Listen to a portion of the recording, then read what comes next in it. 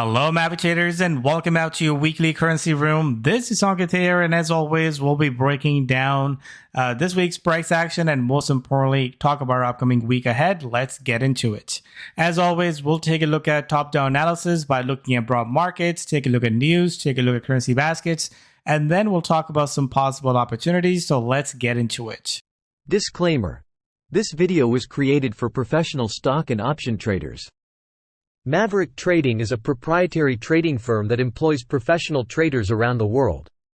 Our traders trade firm capital and keep 70 to 80% of profits they generate. All trades and analysis in this video are for professional traders only. If you are interested in becoming a professional trader for Maverick, click the apply button in the video description.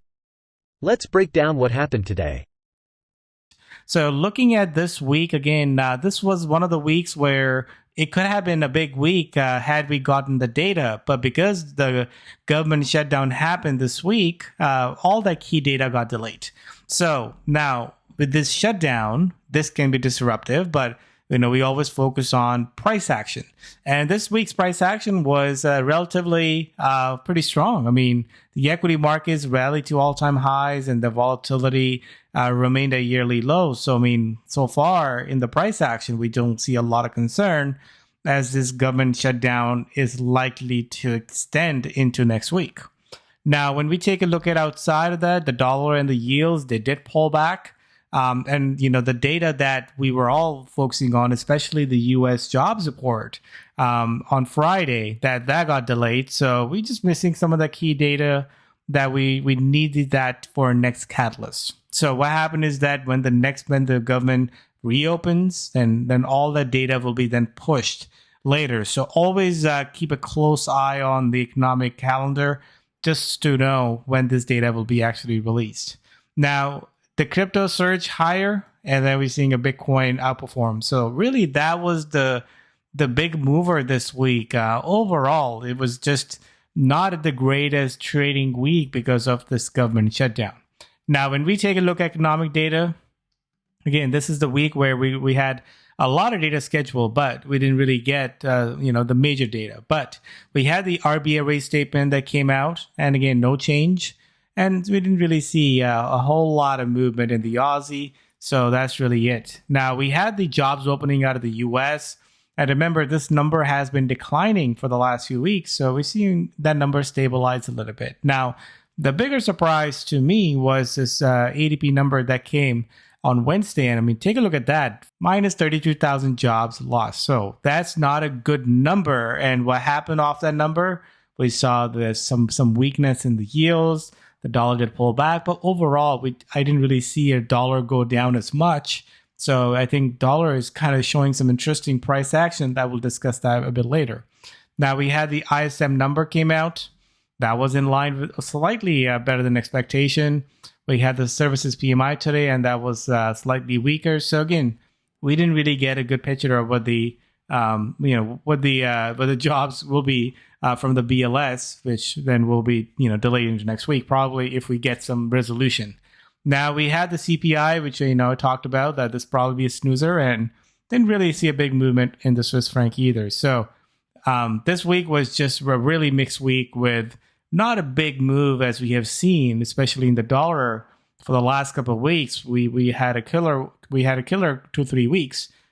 This week was a week where I was not really a whole lot active because things that would have moved or would have extended, they just didn't go anywhere. So when we take a look at last week reviews, let's just take a look at the numbers. As you can see that from the number perspective, the equity market stays strong. World markets actually showing a lot of strength there as well, 1.7%.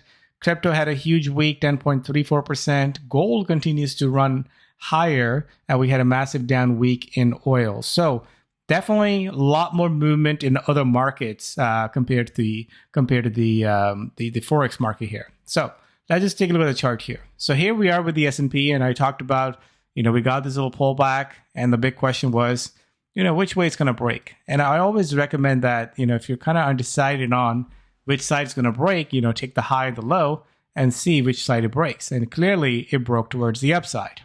Now, I had a lot of questions that, with this shutdown, why the market's rallying.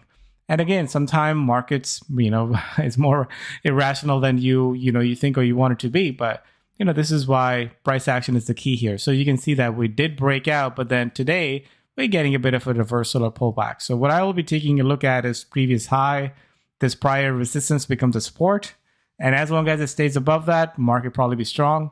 If it does weaken, then I think we could expect maybe further downside here. Now, this candlestick looks kind of similar to this candlestick here, where it did pull back, gave us that little, doji candle and the reversal candle, and then it went up from there. Now, the question really is that now this candle looks pretty weak here. We did rally to all-time highs, and we'll see where this candle closes, but that looks a pretty weak candle here. So I wouldn't be surprised personally that we do see a pullback going to next week. So if that happens, then you know exactly what to look for. That's where we see a risk on versus risk off, and you know what do well in a risk off environment, and that's how we're going to position ourselves.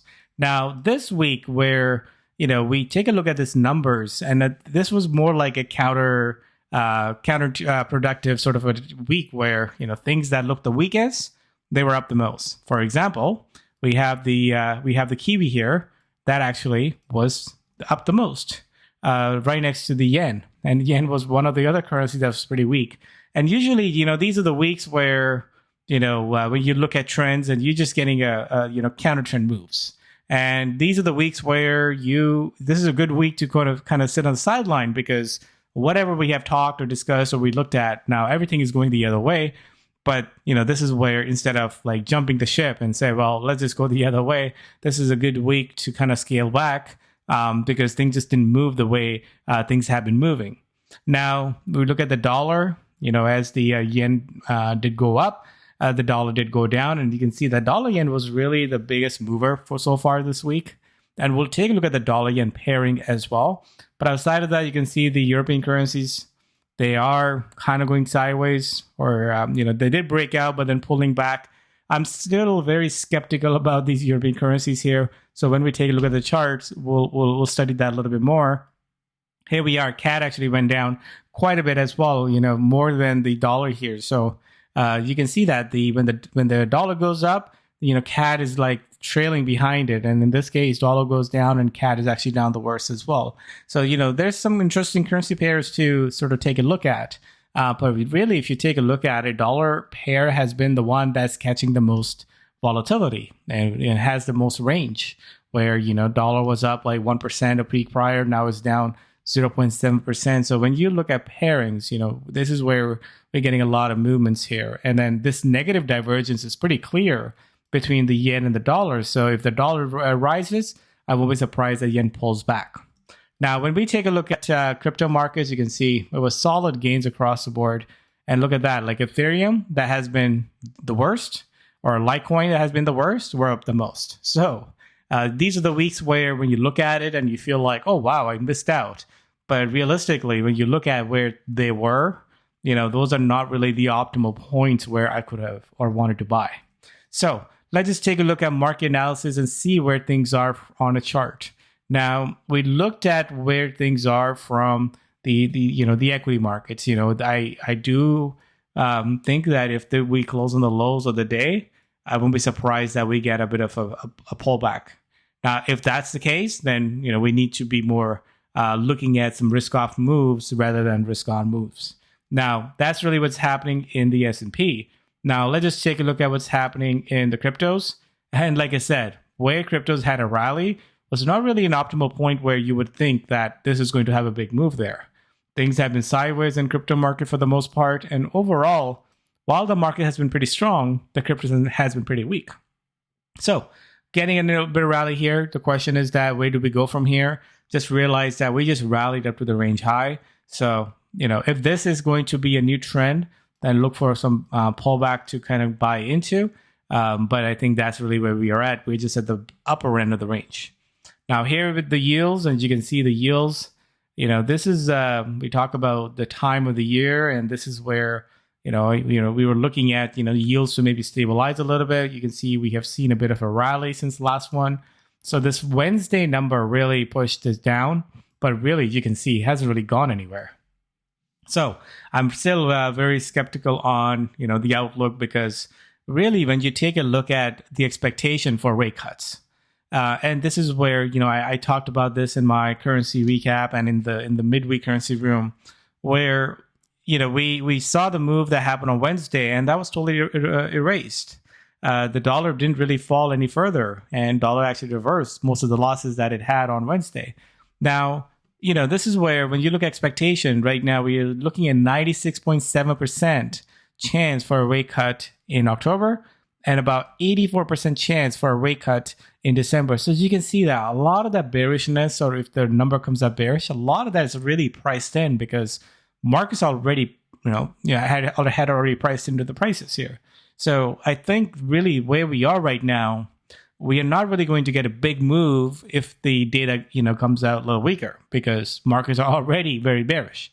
Now, on the contrarian side, if the expectations are so weak and the data gets better, or let's just say that we get the non-farm payrolls number and, that comes out stronger than expected, maybe stronger than what happened with the NFP, I expect to be a larger move because that's where these expectations will come down, and we have we see a bigger percentage move on that. So from a risk to reward perspective, I think that's really what we have to think about. But yeah, it looks pretty interesting here that markets are still holding that bet for a rate cut, for 2 rate cuts this year, which we heard from the Fed that they are not as dovish as as the markets are anticipating. So we'll find out who wins, and I think that's really where the next big move is going to be. So now let's go into next week. So as you can see, next week could be a quiet week or it could be a very busy week. Why? Because if we get this government shutdown over, then we could, all the data then get pushed and scheduled to be released. And you can see right now on a Friday, from this Friday to next Friday, this is where data got actually pushed to. But this is not guaranteed yet. Here we are with the inflation expectation, consumer sentiment, jobs report.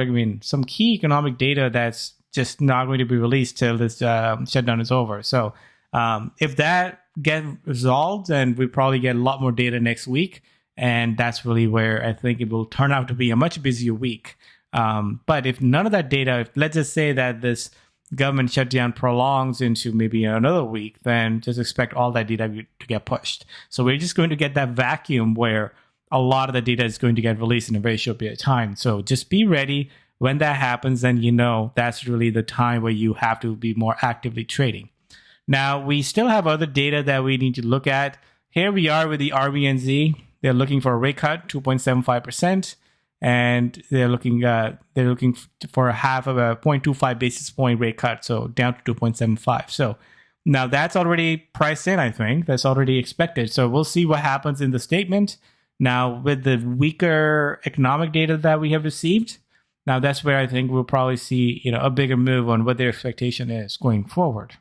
Outside of the Kiwi data, we have the Canadian employment report. Remember, Canadian data has been pretty nasty. Look at the 65,000 jobs lost last month. So I think this is one of the interesting.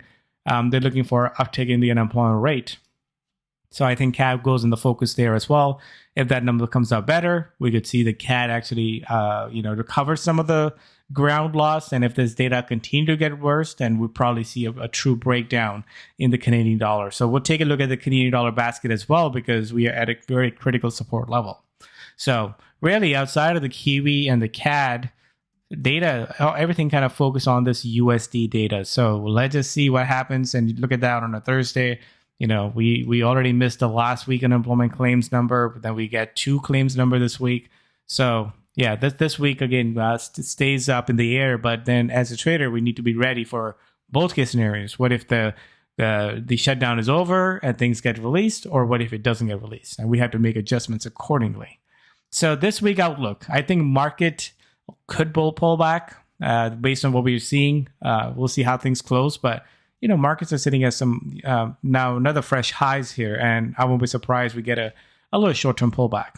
Now, the key data is the one that I think we want to be planning or trading around, because I think that is going to give us the next big opportunity. So RBNZ rate statement on Tuesday. So keep an eye on that one. That comes at 9 p.m. Eastern Standard Time. And then all that data that we're looking at for economic reports that will be released. So hopefully if the government shutdown's over.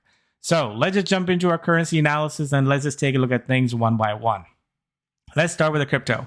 So here we are with the crypto. So let's just start with Bitcoin. So Bitcoin, as you can see, had risen very nicely up to the resistance here. That 123 to 124, that's a key level of resistance. And at this point, we'll see if this really breaks higher. But yeah, that's really where we are. We went from like a -2 on trend score now to a +2. Same thing happening with Bitcoin Cash, but you can see this thing is right up against that resistance. Here we are with the Litecoin, our Ethereum, same thing up against the resistance. So I'm not really too keen to buy this here, I think. And we look at these ranges, and sometimes we get towards the bottom end of the range or the upper end of the range. Usually price can go back and forth within that range. So I'm not really convinced that this is going to have a follow through unless we clear out this resistance. That's where it gives me a confirmation that it's going to break out higher. So that's really where we are with the crypto.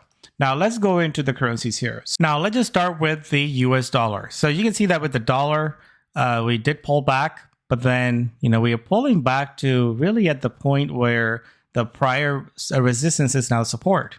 Now this is an important level because this still looks like a bull pullback to me.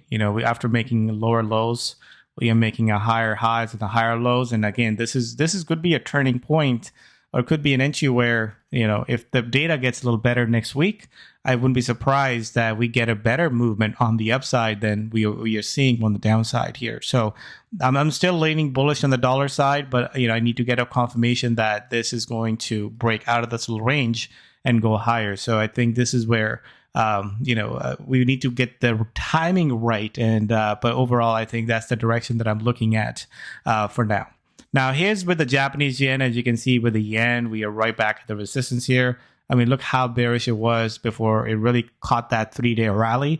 Now, when we look at the history, one thing that's pretty clear is that each time we get those rallies, they're good shorting opportunities.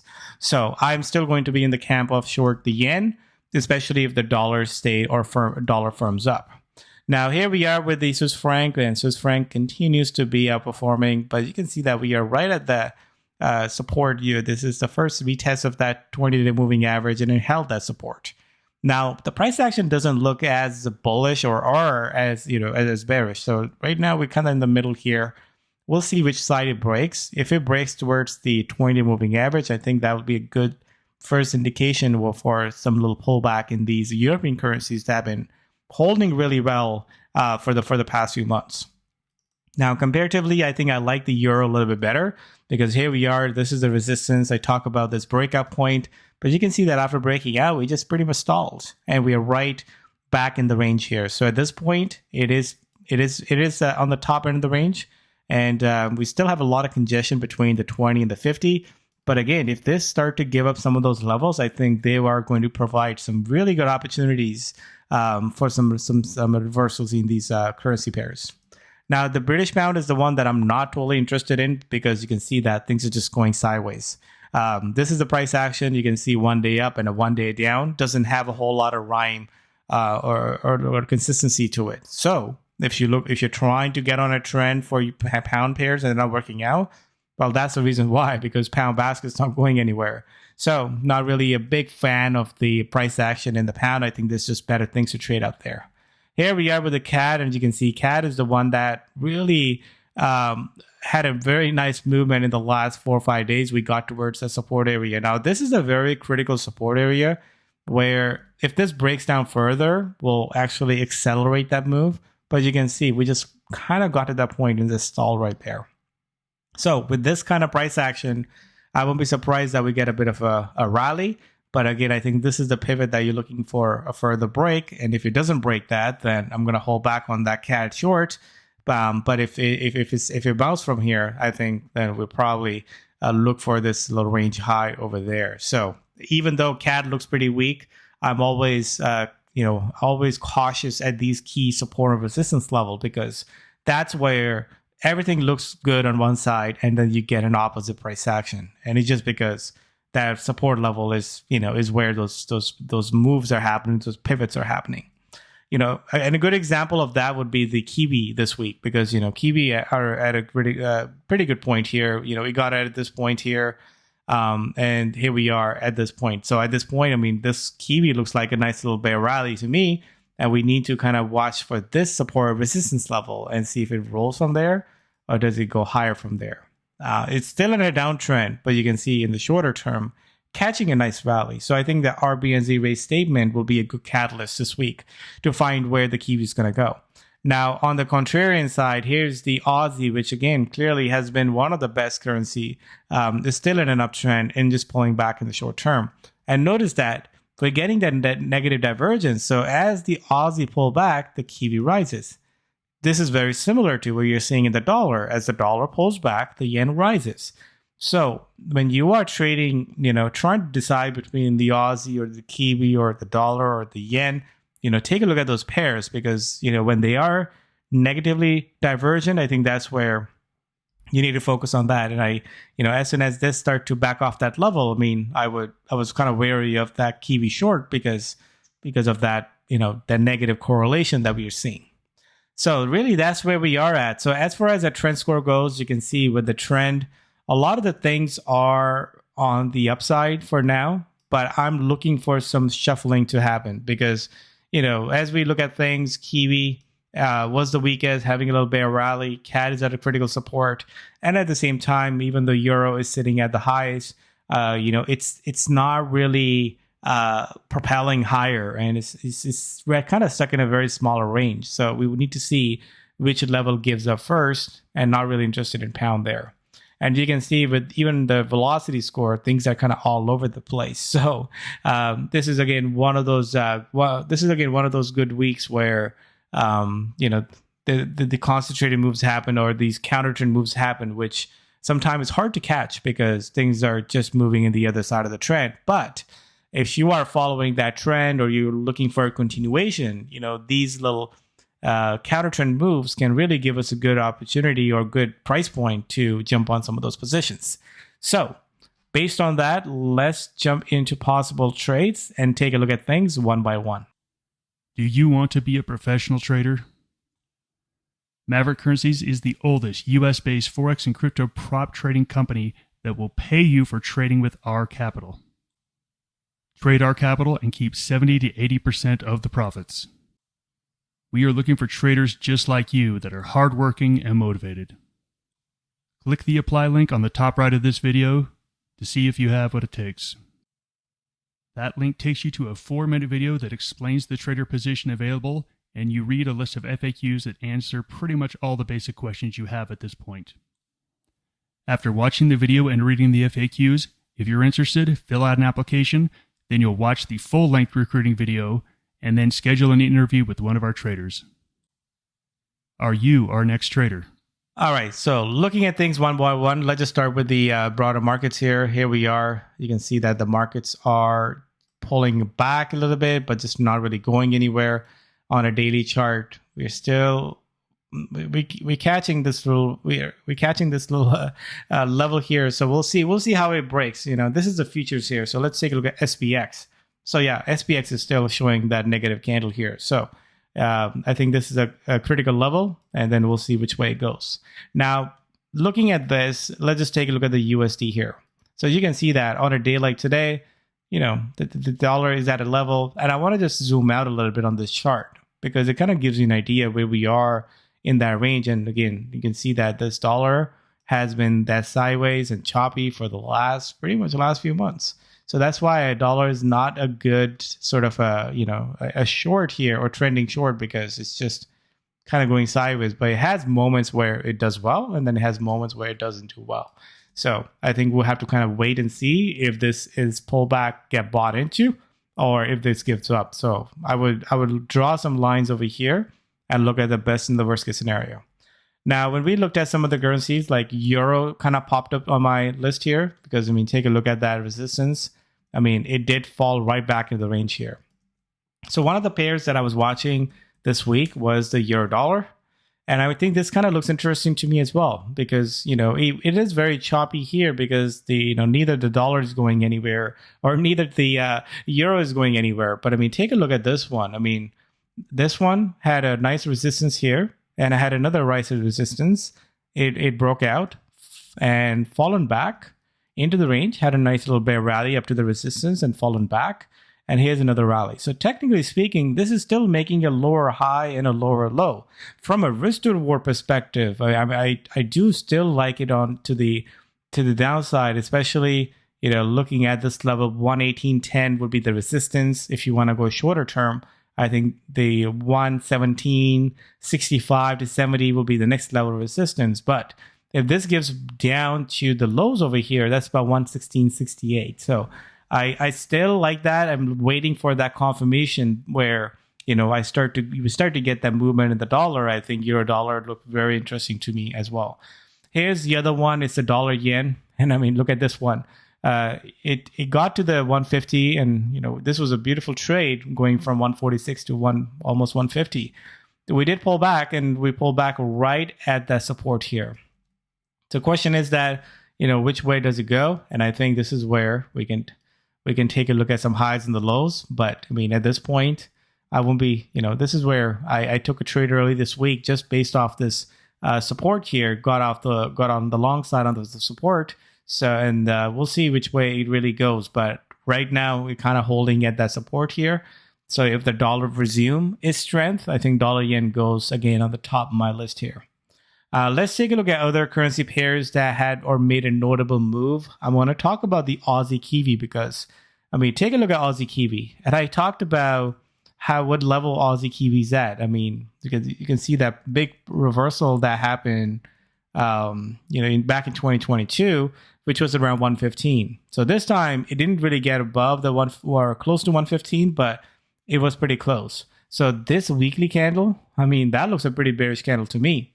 And you can see how far we went from the down to the up. So the question is the Aussie Kiwi trend over? Or is this a bull pullback that we want to buy into? So remember, one thing I talk about in trend changing moves is that you look for, a higher high and a higher, as you can see, a higher high and a higher low. This is still a higher low. For a trend changing move, you need to see a lower high and then a lower low. Like that's what gives you that confirmation that this price action is likely to roll lower. And if you take a look at it where we are from those moving averages, this just still looks like a bull pullback to me. But I think next week will be interesting to see if this pullback continues or is this pullback, kind of buy into. And maybe for that, RB and Z-Ray statement would be an interesting one to watch on a Tuesday. So this goes in the top of my list here to watch because this is important for pairing if you're going to go with the Aussie pairing or even the Kiwi pairing. But as you can see, this one, even though everything looked pretty bullish, eventually got to the point where reversals start to occur. So this is one of the reasons why we look at some key levels, support and resistance, because usually that's where those turns takes place. Now, the Canadian dollar is another one that I have it on my list, and I want to just highlight where we are with this CAD. As you can see that, first of all, if we just zoom in here, this is the level that we tinkered with back in March, May. Here we are in September, and here we are again in October. So now this, the more time it really touches that level and bounces, like that becomes a more stronger support. As you can see that if we go back in time, this really takes us back to 2021. So this is a very important level of support. So I'm very cautious here to initiate a short. If I am not short already, then I'm more cautious here because this is where if the price is holding up that level, then we might see a little bear rally. But if this stays weak and falls below the support area, I think that could give us a better opportunity there. But I think CAD looks pretty weak, but we just need to be cautious for any sort of bear rally. Similar to what we saw with the Kiwi, because Kiwi looks pretty weak. If you look at from the highs to the low, like we had a pretty solid move in the Kiwi to the downside. And again, it gets to the point where it's due for a pullback or for a bear rally. So right now, this is still setting up as a bear rally. And I think for Tuesday, this is the one I'll be looking for, off the RBNZ and see which way does the Kiwi go from there. Now, we already looked at some of the European currencies. We know where things are at. So, we can talk about, we looked at Euro USD. We can also take a look at other currency pairs. I mean, look at the nice little pullback happening. Your Kiwi there. Yeah, it's really depending on which way we get that direction or confirmation. I think it makes it pretty clear on what currency we want to jump on. But right now, you can see that the yen is, rejecting that resistance level. So this is where, when things are showing you clear ranges, instead of, like looking for a breakout off these key levels, again, I think that's where you need to be a lot more cautious and then watch out for any reversals. So going to next week, dollar remains on the top of my list. And I'll be, even the Kiwi dollar, I'll be taking a look at, especially if the Kiwi weakens. I mean, Kiwi kind of going back within that range, but it still looks like a little bear rally to me, but not ready to be shorted yet. We can also take a look at if the Aussie stays weak, then do we have a level in Aussie USD? And you can see that this one is just hovering around that resistance here. So you can see the ranges are pretty small here, but this is where decent. You got to look at risk to reward, and if this really rolls over with our stop right here and our target right here, and it's like a soft initial first target right there, this is still makes sense on a risk to reward perspective. So there's definitely prospects of certain moves. Now the question really is, what do we get next week? And we just have to be prepared accordingly. All right, so let's just wrap things up over here. I'm looking at dollar again to go long off this pullback, but again, looking for confirmation as well. Also keep in mind, data can really move things, and if the government shutdown is over, and we get all that data at once in a very short period of time, that is going to be a good catalyst either way, both on the bullish and the bearish side. So focus on what's moving, and then really avoid days that you need to keep it on the down low. When things don't really go the way you had anticipated, or if the way you had it planned, if it's just going out the other way, those are always a good time to take a step back. So I always say, when markets are giving you good opportunities, that's where you want to be a little bit more aggressive. But when markets are getting a little choppy or, less clear, then that's really where you want to scale back. So you always want to be fluctuating the gear as things move along in the market. So let's just see how things move next week. And again, keep an eye on the headlines, especially around the shutdown. Well, thanks everyone for joining. Enjoy your rest of the day. Have a good weekend ahead, and we'll be back at it next week. See you everyone. Cheers.